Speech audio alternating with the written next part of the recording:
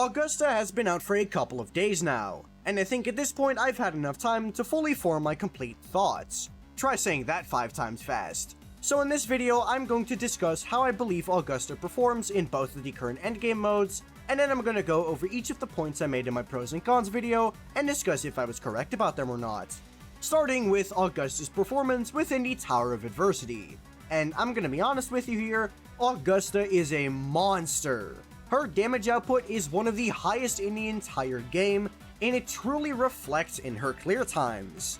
Her damage output is incredibly high, and we don't even have her best in slot team at the current moment. When I say that Augusta is one of the best characters when it comes to tower in the entire game, I really am not lying to you. While she might have pretty backloaded damage output, this has not stopped her from getting some of the fastest clears on my entire account. Her damage output is frankly quite ridiculous. I really don't know what there is to say about Augusta that I can't mention purely by saying she is really strong. So I guess I'll talk a bit about the findings I've had about Augusta.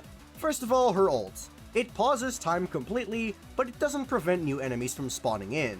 Which, thank the lords, if it really just prevented bosses from spawning in after the first wave, that would be quite a problem when it comes to the middle tower's second stage. But, you know, that's not a problem, thank the lords. And honestly, the time stop effect doesn't really have that big of an impact in my opinion. Sure, you get to kill a wave of mobs if it's nearly dead, and you use the nuke on the boss. That's cool, but honestly, I feel it's really unneeded. Obviously, I can't really complain about it, but I can't say that the time stop thing is any sort of, big deal or anything.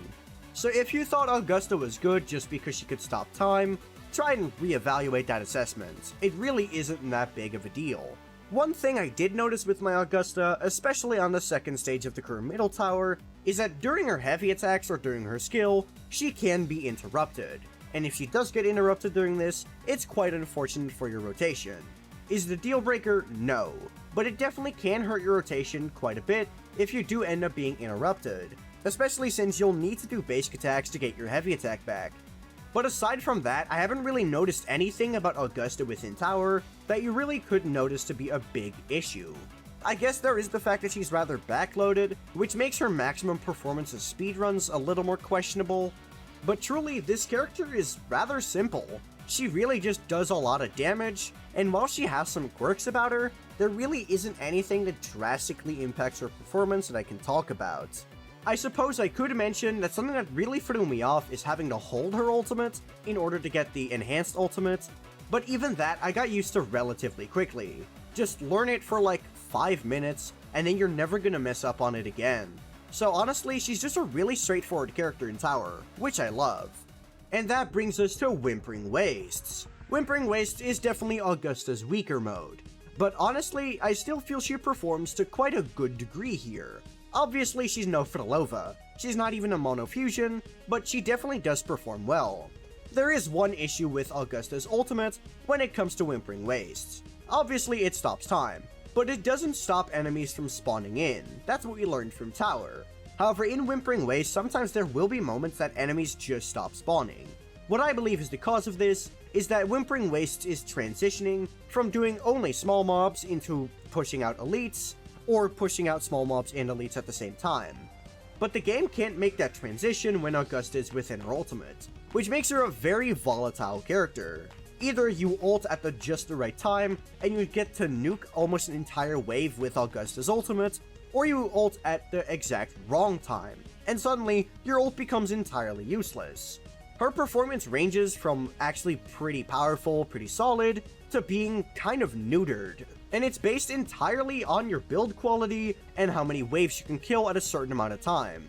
She's a very breakpoint dependent character, so that is one thing you do need to keep in mind with Augusta in Whimpering Wastes, but I do still believe that she performs relatively well in the game mode.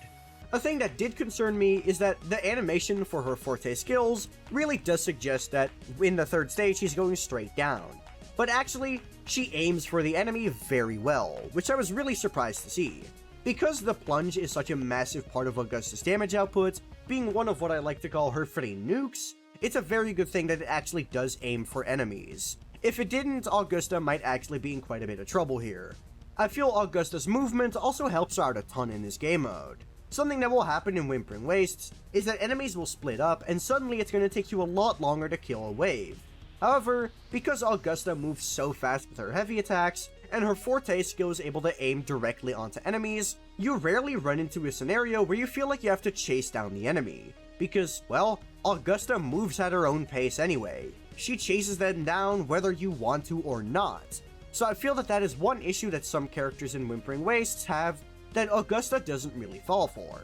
So overall, I think that Augusta within Whimpering Wastes, while not one of the best characters, is definitely one of the better ones. If the current trend of HP inflation within Whimpering Wastes continues, I'd honestly be willing to say that I believe Augusta is better than Gian and Camellia within the game mode. But if this current trend of HP scaling was just a fluke, and we're gonna go right back to what Whimpering Wastes used to be, she won't be better than them, but she'll still be solid enough in the game mode. Hell, if we're making the HP of enemies lower, Augusta is still gonna end up clearing better than she's clearing now, so that's honestly not even a thing to complain about. And now finally, I'm gonna discuss all of the points I made in my pros and cons video to see if I was right or not. Starting with the fact that I called Augusta the best Electro DPS in the game. This was based on the logic of new character equals better than old character.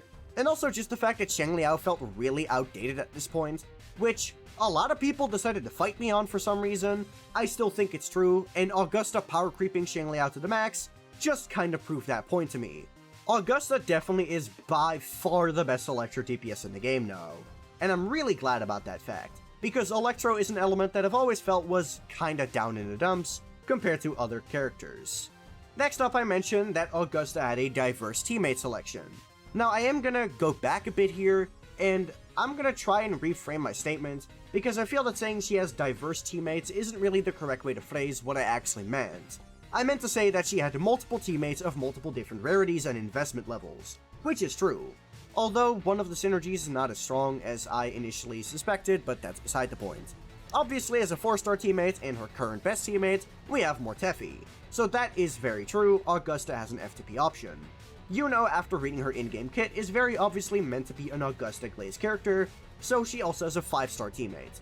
Yinlin is also a 5-star teammate for if you have neither of them available, and then the character that I thought was going to be good but ended up not being that good was Frolova. Frolova is able to buff Augusta with her Ultra skill, but unfortunately Augusta does entirely despawn Hecate when she uses her ult. During the ultimate itself, you can still see Hecate being paused, but after Augusta uses the finisher, Hecate is entirely annihilated from the field. So sadly, this synergy is not as powerful as I really suspected, but it's still good enough. I also said that I believed Augusta's movement would help her a lot when it comes to chasing down enemies. And as I said in the Whimpering Waste section, I believe this to be true. The current bosses in Tower don't really show off that aspect about Augusta well, the fact that she's able to chase down enemies, but still, we can see in Whimpering Waste that chasing down enemies is not an issue for Augusta. I also talked about the fact that Augusta gets to shield herself and also her allies, but honestly, these shields are really weak. I really wish I didn't talk about this as a selling point, because, well, the shields are like paper. They're really not all that interesting. So yeah, that's my bad. And then the final actual point I made is the fact that Augusta's damage is very backloaded, which I do still stand on. Augusta's damage is definitely fully centered around her plunge, as well as her enhanced ultimate. Sure, she also has a regular ultimate, but you're also using that right before her forte skills. So really, all the big hits are coming as late as possible. So Augusta is a very backloaded character. But with some smart setups, Augusta is still able to get her ult out relatively fast, which I did in one of my speedruns. But most players aren't going to be doing this, so they're going to end up seeing a lot of their Augusta's damage really late in their rotation. So I was right about this. I also talked about Nightmare Nest sucking, but that was more so just a personal complaint because I do not like Nightmare Nests. But those are just my thoughts on Augusta. Let me know what you think of her in the comments down below. And while you're down there, be sure to like the video and subscribe to the channel. If you have any questions, be sure to check out my Discord server, which is linked in the description. If you just want to see more of me as a person, also be sure to check out the description to see the link to my second channel, on which I primarily post PGR, but I kinda just make videos about whatever I feel like. But that'll be all from me. Peace.